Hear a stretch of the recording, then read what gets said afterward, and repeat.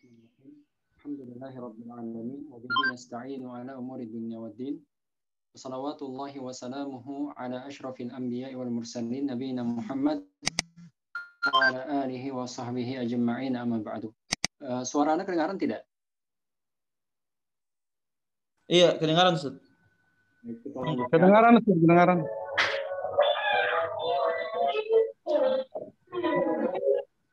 Sebelumnya membahas beberapa adat-adat terkait dengan jual beli, dan salah satu yang kita bahas adalah dalam jual beli hendaknya terpenuhi beberapa unsur, ya, unsur yang dilakukan. Unsur yang kedua adalah adanya unsur keadilan dalam akad dan jual beli yang kita lakukan. Yang ketiga, adanya unsur ihsan, perbuatan baik dalam jual beli, dan yang terakhir adalah adanya unsur perhatian seorang terhadap agamanya pada saat dia melakukan transaksi jual beli ataupun dalam bermuamalah dari segi harta dunia. Nah, di sini beliau membahas yang pertama, ya. Unsur yang pertama adalah unsur sahnya jual beli itu sendiri. Dan ketika kita melakukan jual beli, kata beliau di sini, hendaknya kita memperhatikan 3 rukun dalam jual beli tersebut. Rukun yang pertama adanya orang yang melakukan akad atau pihak-pihak yang melakukan akad. Yang kedua, adanya barang atau jasa yang dijadikan pertukaran atau jual beli, dan yang terakhir adanya lafadz atau ijab kabul dalam jual beli. Kita akan bahas satu persatu. Yang pertama, kata beliau di sini, ar-ruknul awwal ammal aqidu fa in bagi litajiri an la yu'amil al-majnun. Ya, dalam memilih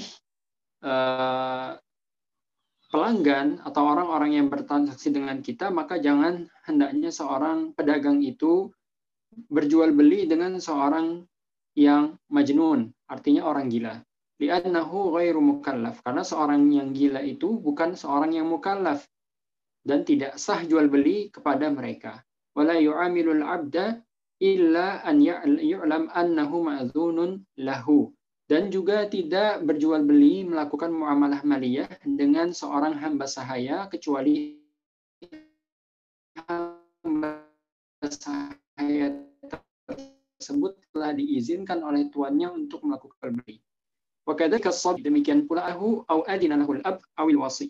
Demikian pula anak kecil hendaknya tidak bermuamalah, tidak melakukan jual beli dengan mereka kecuali telah diizinkan oleh bapaknya atau walinya. Fayasiru bimanzilati al-'abdil ma'dzun lahu. Derajat seorang anak itu setingkat dengan hamba sahaya tadi.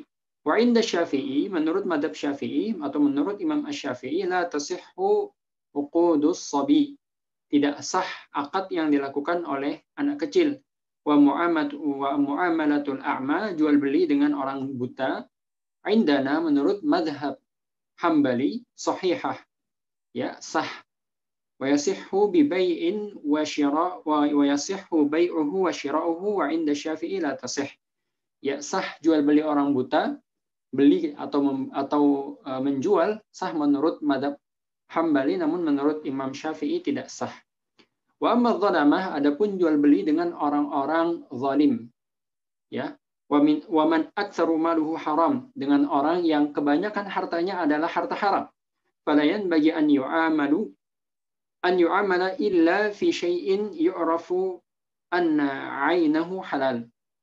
Tidak boleh melakukan jual beli dengan orang-orang zalim seperti para koruptor misalnya, atau orang-orang yang hartanya kebanyakan dari harta-harta yang tidak halal. Mohon maaf, seperti seorang pelacur atau orang yang menjual miras dan lain sebagainya. Yang mana kita tahu harta yang ia dapatkan bukan harta haram. Dan kalau misalnya kita bermuamalah dengan dia, jika dia membeli atau menjual suatu barang, apabila kita tahu, ya, misalnya uang yang dia gunakan untuk membeli barang milik kita adalah uang hasil halal, maka tidak apa-apa. Namun ketika kita tidak tahu apakah uang yang dia gunakan ini uang hasil halal atau tidak, maka hendaknya tidak bermuamalah dengan mereka. Ar-ruknul tsani, yang kedua adalah al-ma'qud alaihi, ya, barang yang dijadikan transaksi. Wa huwa al-malul maqsudu al-maqsudu naqluhu wa la yajuzu bai'ul kalb, tidak boleh jual beli anjing, li'annahu najisul ain, karena zatnya adalah najis. Fa'ammal baghal wal himar, menurut beliau di sini ya baghal, kemudian baghal ini ya peranakan antara keledai dengan sapi. Kemudian mohon maaf, keledai sama kuda. Mohon maaf ya. Kemudian al-himar, keledai, fayayuzu bai'uha, boleh diperjualbelikan, sawaun kulna, sama saja apabila kita katakan bahwasanya dua hewan tersebut adalah hewan yang suci atau dua hewan yang najis.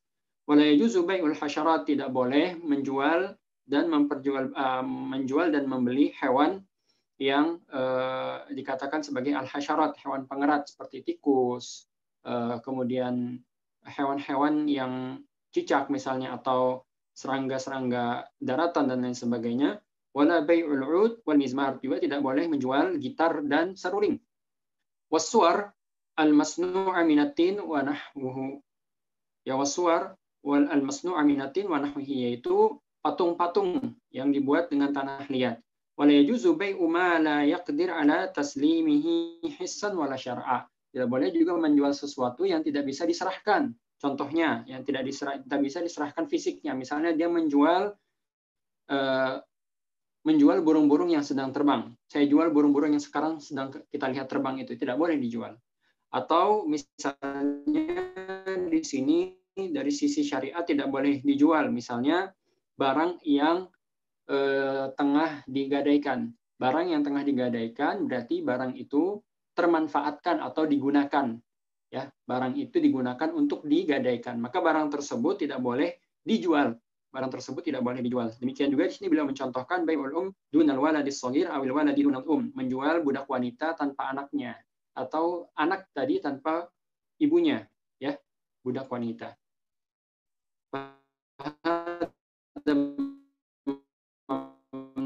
Taslimuhu syar'an. Itu yang kedua, ya. Yang pertama adalah pihak pembeli dan penjual, yang kedua ada barang atau jasa yang diperjualbelikan, dan yang ketiga adanya lafadz atau ijab kabul. Di sini beliau mengatakan fa inna taqaddumul qabul lil ijabi lam yasih fi ihda riwayatain. Menurut mazhab Imam Ahmad, kalau misalnya kan ada namanya ijab, ada yang qabul, ya. Ijab seperti mengatakan saya jual, qabul saya beli. Ya, saya jual benda ini, kemudian dia mengatakan saya beli. Kalau terbalik, dia mengatakan saya beli, kemudian kawannya sang penjual mengatakan saya jual, maka ini tidak sah menurut satu riwayat Imam Ahmad. Namun menurut riwayat yang lain sah. Sawan akana bilafdil madhi au bilafdil talab fa in tabaya'a bil mu'athah zahiru kalami Ahmad sihhatul bait. Jual beli mu'athah, jual beli tanpa menggunakan lafaz ijab dan qabul. Seperti kita di zaman sekarang kalau ke supermarket beli sesuatu, ya, atau ke swalayan kita lihat sesuatu, kita ambil, kita sudah tahu harganya, di kasir kita hanya serahkan uang dan kita bawa pulang bendanya tanpa kita mengatakan saya beli dan dia mengatakan saya jual. Ini disebut sebagai jual beli al-mu'athah. Menurut beliau di sini, menurut Imam Ahmad, ya, zahiru kalami Ahmad sihhatul bai'. Ya, jual beli menurut atau menggunakan cara seperti ini sah. Namun menurut mazhab Syafi'i yang mu'tamad, jual beli mu'athah tidak sah.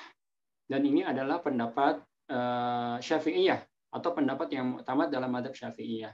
Adapun menurut sebagian ulama, di sini beliau menyebutkan Abu Ya'la dari kalangan mazhab Hanabilah, dan dari kalangan mazhab Syafi'i ada yang namanya Ar-Ruyani mengatakan kalau jual beli dengan menggunakan mu'athah dilakukan untuk jual beli barang-barang yang sifatnya remeh-temeh, seperti jual beli permen atau kebutuhan pokok sehari-hari, beras 1 liter atau beras 1 kilo dan lain sebagainya, tepung 1 kilo atau beli minyak goreng 1 liter dan lain sebagainya, maka ini tidak ada masalah.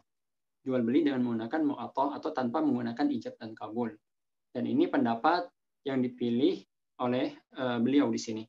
Dan menurut Imam An-Nawawi sah secara mutlak, ya, jual beli dengan menggunakan mu'athah sah secara mutlak apabila urf mengakui hal tersebut. Ala kulli hal kita baca la yasihhu dzalika illa fil asya' al-yasira, menurut Qadhi Abu Ya'la tidak sah kecuali menggunakan atau pada jual beli benda-benda yang remeh-temeh. Wa hadza aslahul aqwal, dan ini pendapat yang paling maslahat kata beliau. Kemudian beliau mengatakan di sini Wayan bagi min tariqil wara' an la yatrukal ijab wal qabul liyakhruja an syubhatil khilaf. Namun kalau orang yang wara, memiliki wara di dalam hatinya, maka hendaknya tidak meninggalkan ijab dan kabul. Tidak meninggalkan ijab kabul dalam permasalahan jual beli. Kalau kita lihat di beberapa daerah, masyarakat masih saja mengamalkan ijab dan kabul ini. Dan ini bagus keluar daripada khilaf. Kita mengikuti pendapat ulama yang mewajibkan ijab dan kabul dan mengatakan ijab dan kabul adalah rukun, dan apabila terjadi jual beli tanpa ijab dan kabul maka jual beli itu tidak sah, maka harta yang diperjualbelikan tidak halal. Nah, dan dari sisi wara, rasa takut kepada Allah Subhanahu wa taala, hendaknya kita melakukan ijab dan kabul dalam jual beli kita supaya kita keluar daripada khilaf yang ada. Dan sebagaimana yang disebutkan oleh para ulama, khurujun minal khilafi mustahab. Ya, mustahab hukumnya keluar daripada khilaf, daripada pendapat para ulama. Baik. Waqad syaddadallahu ta'ala fi amri riba. Dan demikian juga hendaknya mengetahui tentang permasalahan riba. Allah Subhanahu wa taala sangat keras dalam permasalahan riba ini. Fayan bagi an yahdara minal wuqu'u fihi wa huwa qisman. Ya, jangan sampai terjatuh dalam permasalahan riba, dan riba itu ada dua jenis, riba al-fadl dan riba an-nasi'ah. Riba fadl, riba pertambahan nilai. Adapun riba nasi'ah di sini pertambahan waktu. Ya, fayan bagi an ya'rifa dzalika ma yajri fihi riba, dan harus mengetahui apa saja ya'rifa syurutus salam. Demikian juga hendaknya mengetahui syarat-syarat salam, jual beli salam, dan juga ijarah, apa lagi namanya? Ijarah ini ya sewa menyewa, wal mudarabah, jual beli atau kerjasama mudarabah, wasyirkah, serikat, fa innal makasima lan tanfak an hadhihi al-uqud al-madhkurah, karena ya pemasukan dan jual beli kita kaum muslimin itu tidak lepas daripada hukum-hukum yang telah disebutkan tadi. Hendaknya dipelajari secara khusus dalam pembahasan fikih muamalat. Kemudian kita berpindah pada pasal yang berikutnya, fil adli wajtinabi dzulmi fil muamalah. Unsur yang kedua yang harus terpenuhi dalam jual beli seorang muslim adalah unsur keadilan. Al-amru tsani wa huwa al-adlu wajtinabu dzulmi fil muamalah, yang menghindari kezaliman dalam bermuamalah maliyah, dalam transaksi jual beli dan lain sebagainya. Yang dimaksud dengan kezaliman di sini, kata beliau, adalah mayatadarraru bihil ghair, yang mana kita menjadikan orang lain mendapatkan mudarat berdasarkan atau disebabkan jual beli yang kita lakukan. Dan ini terbagi menjadi dua macam. Yang pertama, yang mana mudaratnya itu luas atau umum, dan yang kedua yang mana mudaratnya itu khusus. Kalau yang sifatnya umum, yang mana mudaratnya dirasakan oleh seluruh masyarakat, seperti misalnya kata beliau di sini al-ihtikar, menimbun barang. Nah, kalau menimbun barang maka ini akan menyusahkan dan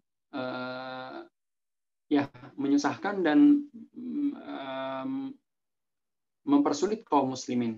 Sementara yang kedua kata beliau di sini adalah yang mana mudaratnya itu terbatas pada pembeli tertentu dari barang tersebut, dan ini didapatkan atau kemudaratan ini terjadi apabila seorang pedagang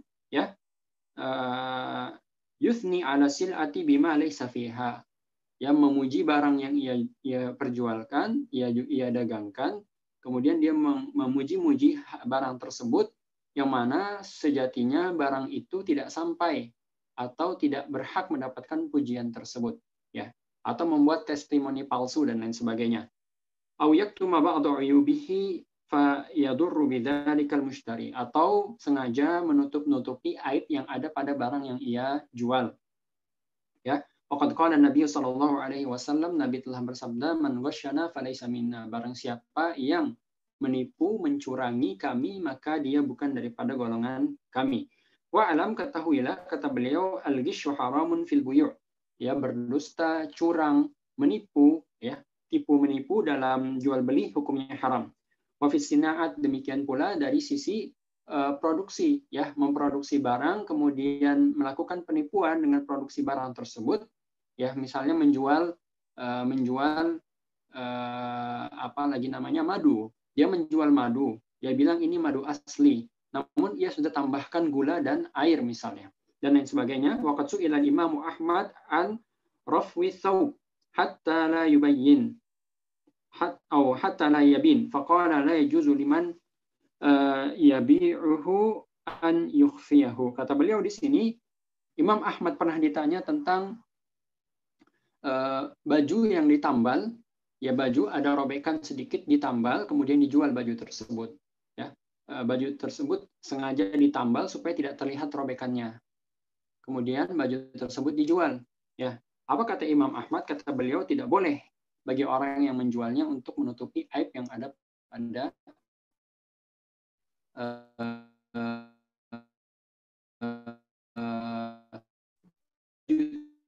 tersebut.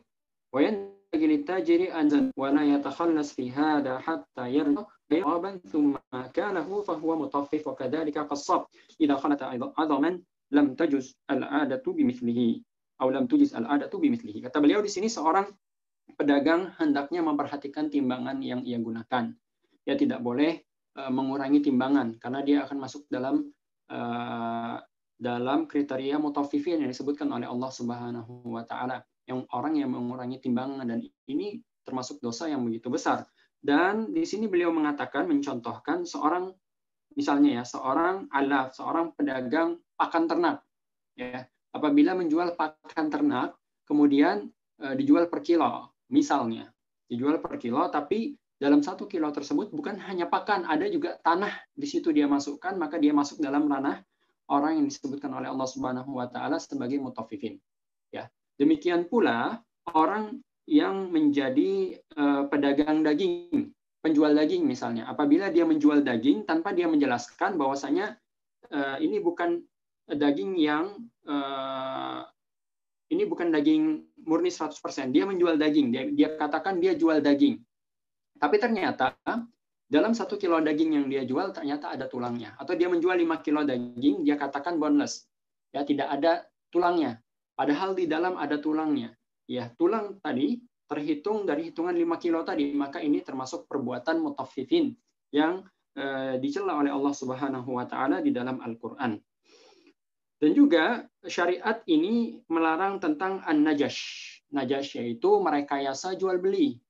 Merekayasa jual beli keadaan sehingga barang yang diperjualkan menjadi tinggi harganya. Contohnya seperti ini. Kalau misalnya seorang pedagang punya kurang lebih 5 orang anak buah. Kemudian mereka pergi ke pasar. 5 orang anak buah ini diperintah oleh sang pedagang untuk menawar. Hanya menawar, tidak membeli. Menawar barang yang ia perdagangkan. Gunanya untuk merekayasa keadaan seolah-olah sang pedagang ini memiliki track record yang baik hingga masyarakat mau datang kepada dia. Dan barang yang dia jual seolah-olah sangat berkualitas sehingga banyak orang yang menawar. Ya. Gunanya apa? Gunanya untuk menipu orang-orang yang ada di pasar supaya membeli di tempat tersebut. Nah, ini disebut sebagai disebut sebagai an-najash. Dan Rasulullah SAW melarang ini. Wala tanajashu, kata Rasulullah, jangan jual beli dengan menggunakan metode seperti ini.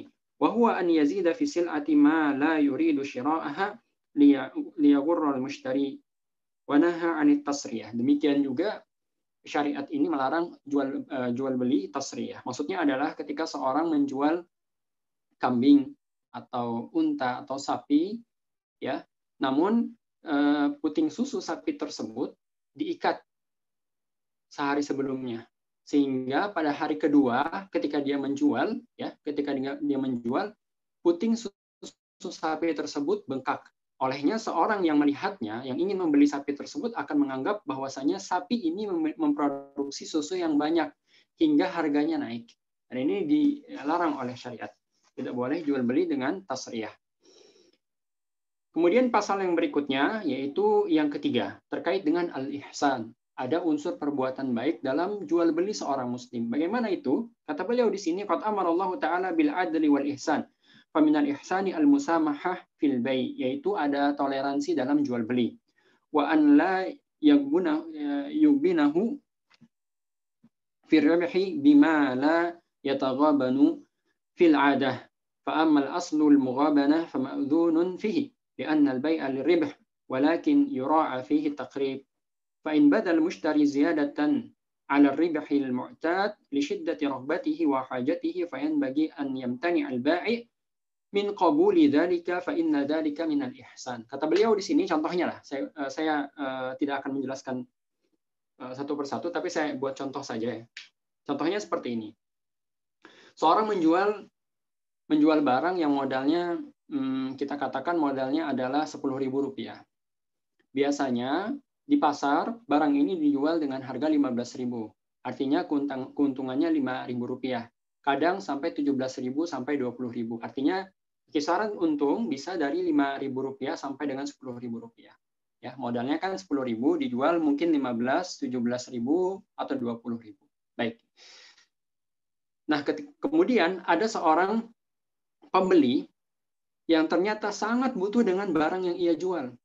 Dan ia siap merogoh kocek Rp50.000 untuk membeli produk tersebut. Sementara kebiasaannya atau rata-rata untungnya hanya Rp10.000, paling banyak Rp5.000 sampai Rp10.000. Tapi kalau misalnya Rp50.000 ya, maka keuntungannya akan Rp40.000. Untung besar dong ya.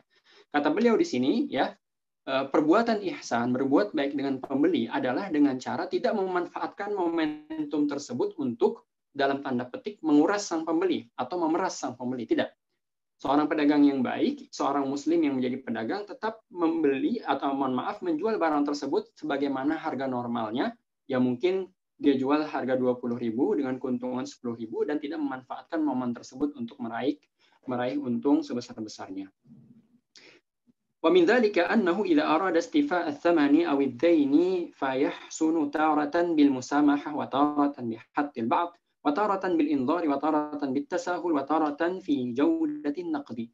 Kata beliau juga kalau misalnya kita sebagai seorang pedagang ya ingin mengambil atau mengambil uang pembayarannya. Kita ingin menagih pembayaran yang dilakukan atau pembelian yang dilakukan, kita ingin menagih uangnya misalnya, atau kita ingin menagih utang dari barang yang kita jual. Maka kata beliau di sini hendaknya ada sikap toleran terhadap seorang yang berhutang dengan kita atau seorang pembeli yang membeli kemudian uangnya belum ia serahkan. Kadang-kadang bisa jadi kata beliau kalau misalnya ternyata dilihat orang itu tidak mampu, bisa mungkin dikurangi harganya. Atau bisa jadi diberikan tenggang waktu tambahan.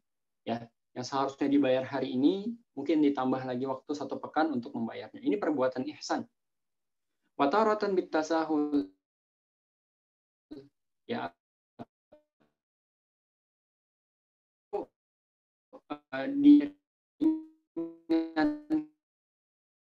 lagi. Atau kata dulu berjual tas grade A, ada juga dirham yang kualitas B misalnya. Tidak mampu membayar dengan grade A, tidak apa-apa, pakai yang grade B saja, dan seterusnya. Tapi di zaman kita tidak berlaku lagi. Wa minal ihsani an yuqila man yastaqilahu fa innahu la yastaqila illa mutadarrir bil bai' wal ahadits tashhadu bi fadli hadhihi al umur al madhkurah wa ma li sahibiha min al ajri was thawab. Intinya adalah seorang berusaha untuk meringankan dan memudahkan urusan orang lain dalam jual beli dengan memperhatikan untung dan rugi juga. Ya jangan sampai dia terlalu baik dalam arti kata sampai dia merugi. Tapi apabila dia menemui keadaan-keadaan tertentu, ya sebagaimana yang telah kita sebutkan tadi, orang tidak mampu atau kesulitan, atau orang yang mampu tiba-tiba mengalami masalah, kemudian pada hari yang dijanjikan, orang tersebut tidak mampu membayar hutang atau membayar barang yang telah dia gunakan atau jasa yang telah dia gunakan. Pasal yang berikutnya, fi syafaqati tajiri ala dinihi. Seorang yang berdagang, yang kesibukannya berdagang, tidak boleh melupakan permasalahan akhirat. Hidupnya bukan untuk dunia, hidupnya tetap untuk akhirat. Sementara perdagangan ini adalah wasilah untuk mendekatkan diri kepada Allah Subhanahu wa taala. Ya, kata beliau di sini layan bagi an yakuna tajiru an yashghalahu ma'ashuhu an ma'adihi bal yura'i dinahu wa innama tatimmu syafaqatuhu ala dinihi bi mura'ati sittati asya. Perhatikan 6 hal ini, insya Allah terkumpul kebaikan dunia dan akhirat. Seorang pedagang tetap menjadi seorang pedagang, tapi dengan itu dia juga akan mendapatkan pahala dan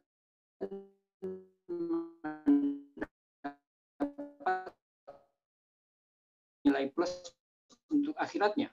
Apa saja itu? Yang pertama, dan berdagang.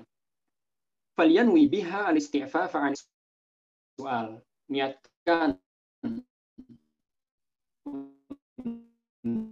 untuk menjaga diri, membentengi diri, mengambil dan menginginkan harta milik orang lain. Niatkan al-qiyamu bi kafalatil ayal, yaitu mengurusi dan menanggung keperluan keluarga. Liyakuna bidzalika min jumlatil mujahidin. Kalau seperti itu, maka dia akan menjadi orang-orang yang disebutkan dalam sebuah hadis, ya, thalabul halal jihad. Mencari sesuatu yang halal itu adalah sebuah jihad. Nah, orang yang melakukannya, yang melakukan perbuatan itu mencari harta halal, maka dia termasuk dalam mujahid. Dia termasuk dalam barisan para mujahid. Namun sekali lagi, ini sudah pernah saya bahas, hadis itu hadis yang dhaif. Bahkan sebagian ulama hukumnya sebagai hadis maudhu. Baik, liyanwi an-nusha lil muslimin, dan juga meniatkan untuk nasihat kepada kaum muslimin, memberikan perhatian, memberikan kontribusi untuk kaum muslimin. Kemudian yang kedua, an yaksidal qiyama fi sina'atihi aw tijaratihi bi fardhin min furudil kifayah. Meniatkan ketika dia berdagang, ketika dia memproduksi sesuatu, entah itu produksi besar atau kecil, skala besar atau skala kecil, niatkanlah itu untuk menggugurkan kewajiban fardu kifayah. Kenapa? Karena ya produksi apapun itu yang dibutuhkan oleh kaum muslimin, demikian juga perdagangan, ini hukumnya fardu kifayah. Karena dengan adanya produksi, dengan adanya perdagangan dan jual beli, ya, berjalan ekonomi kaum muslimin. Kalau tidak, maka tidak berjalan, ya. Maka orang yang melakukan pegiat-pegiat dagang, pegiat-pegiat bisnis dihitung sebagai orang yang telah menggugurkan fardu kifayah, dan dia akan mendapatkan pahala fardu kifayah tersebut apabila ia meniatkannya. Ya, wa minha ma yastaghni anhu. Ya, kata beliau di sini, illa anna min nasina'a ma huwa muhim, wa minha ma yastaghna anhu likaunihi muta'alliqan bizinati aw talabit tana'um. Ya, terutama produksi barang-barang yang betul-betul dibutuhkan oleh kaum muslimin, bukan ibaratnya barang-barang tersier, ya.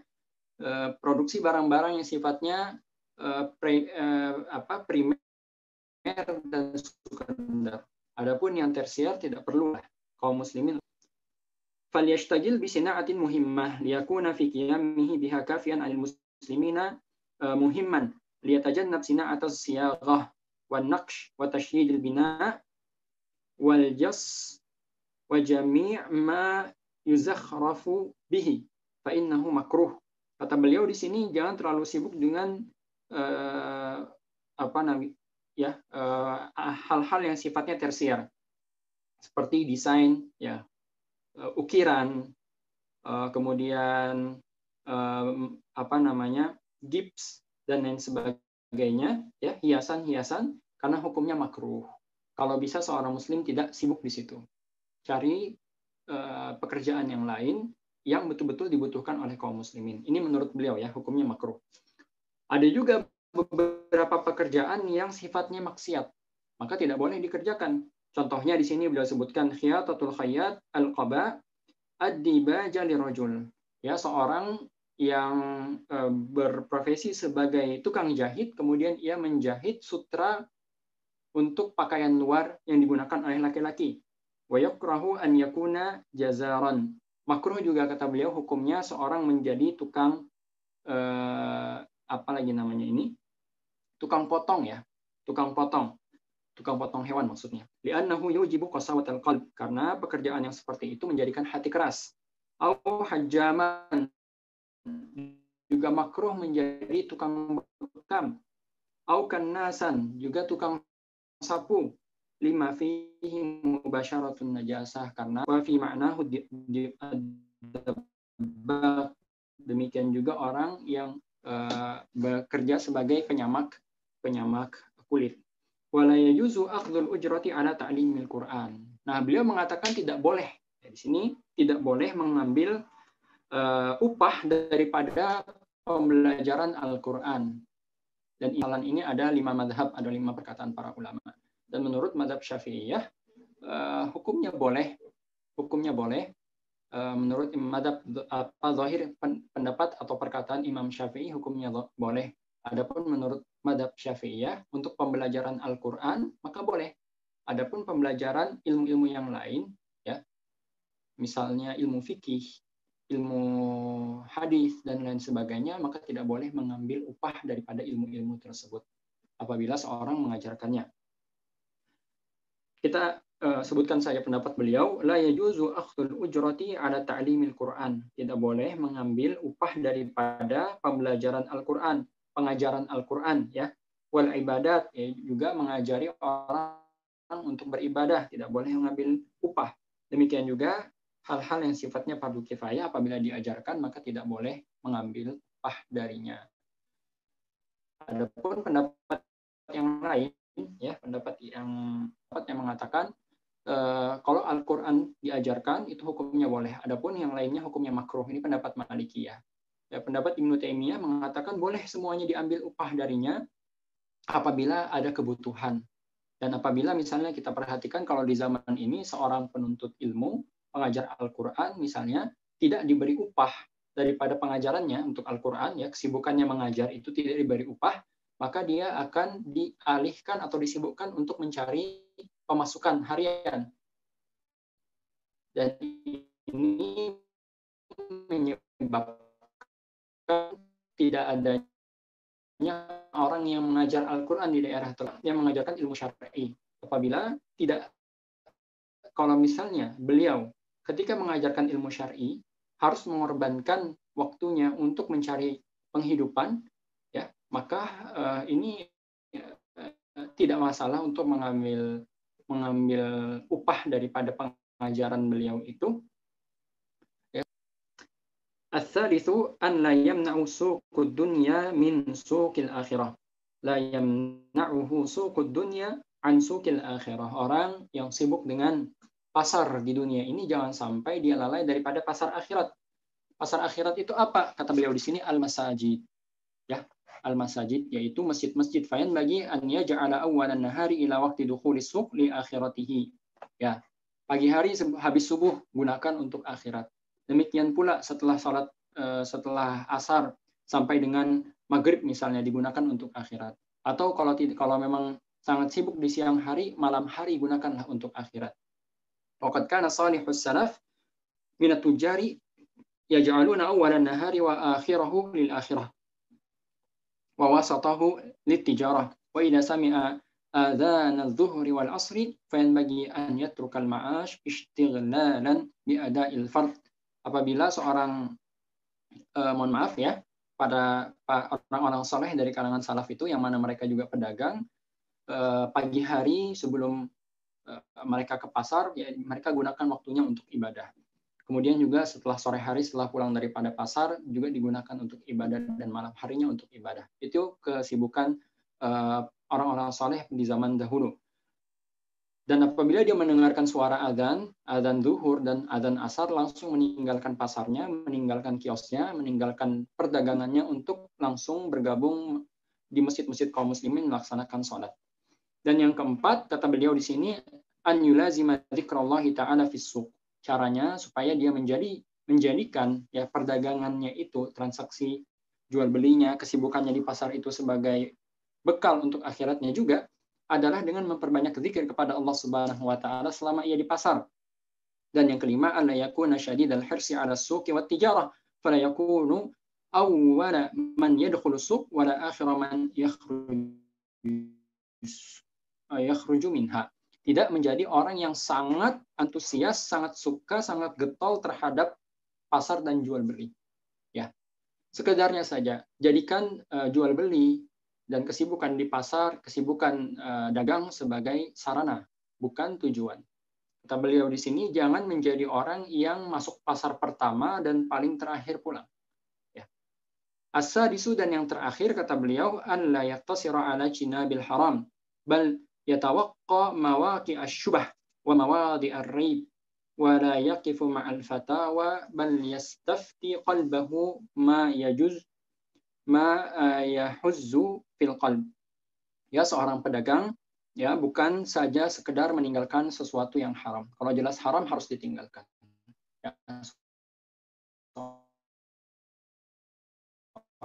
orang juga memperhatikan titik-titik. Kalau ada orang yang berfatwa, boleh. Tapi hati belum menerima. Hati ketika mengamalkannya atau melebut, hati tidak tenang, maka tinggalkan. Ya, kata Rasulullah SAW dalam sebuah hadis, wal birru matma'anna ilaihi nafsu matma'anna ilaihi qalbu. Ya, kebaikan itu yang mana hati tenang, jiwa tenang. Wal ithmu, dan dosa itu maha kafin nafs wa taraddada fis sadr, yang mana hati tidak tenang, jiwa tidak tenang ketika mengamalkannya. Wa itu akan bolehnya, tapi hati ketika mengamalkannya tidak tenang, maka itu tanda-tanda bahwasanya yang kita lakukan itu adalah bagian daripada dosa. Ya, demikian ya penjelasan terkait dengan permasalahan 4 unsur yang harus ada, yang harus terpenuhi ketika seorang melakukan ini ya, ketika melakukan perdagangan. Adapun pada pembahasan yang berikutnya kita akan masuk dalam pembahasan bayanul halal wal haram dan pasal fi darajatil halal wal haram. Ya, derajat halal dan haram dan seterusnya insyaallah taala. Baik, saya kira cukup demikian. Kita tutup dengan membaca kafaratul majlis. Subhanakallah bihamdik, asyhadu an la ilaha illa anta astaghfiruka wa atubu ilaik. Saya ucapkan terima kasih kawan-kawan yang telah membersamai pembelajaran kita pada hari ini. Kurang lebihnya mohon maaf. Sallallahu ala nabiyina Muhammad wa ala alihi wa sahbihi wasallam. Walhamdulillahi rabbil alamin. Wassalamualaikum warahmatullahi wabarakatuh. Waalaikumsalam warahmatullahi wabarakatuh. Waalaikumsalam warahmatullahi wabarakatuh. Bagaimana Ustaz? Ada satu pertanyaan? Sepertinya saya agak buru-buru. Oh iya. Ya, mohon maaf. Oh iya. Jadi mungkin pertanyaannya kita tunda pekan depan Ustaz ya, insyaallah. Ya. Itulah tadi materi yang disampaikan oleh Ustaz kita, Ustaz Fahmi Alfian Hafizahullah, mengenai adab-adab profesi dan muamalah. Kita ucapkan syukran wa jazakumullahu khairan. Ikhwan dan akhwat sekalian yang sama-sama dimuliakan oleh Allah Subhanahu wa taala. Demikian yang dapat kami sampaikan. Lebih dan kurangnya kami mohon maaf. Kita tutup dengan doa kafaratul majlis. Subhanakallahumma wa bihamdik